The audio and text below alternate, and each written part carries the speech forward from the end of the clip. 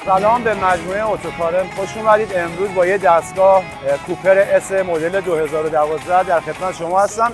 ایشالله بتونم که یه مشخصات کامل و جامع بهتون در مورد این ماشین بگم. این ماشین خیلی تعداد کم و محدودی وارد کشور شده. مدل 2012 کوپر اس. موتور این ماشین یه موتور 1800 سی سی توربوئه که روی ایکس سری سوار بوده، یعنی همون موتور ایکس سریه. اگر اینجا مشاهده بفرمایید توربو شارژ داره.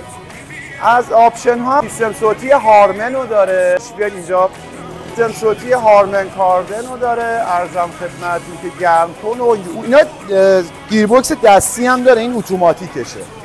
بسیار ماشین خوبیه، کم کار کرده، بدون رنگ، از صفری دست یک نفر بوده. تمام سرویس‌هاش تو شرکت پرشیا خودرو انجام شده. اگر که دوست دارید یه ماشین خاص و تک سوار بشید، پیشنهاد من تو اتوکارم برای شما این خودرو هستش. خداحافظ.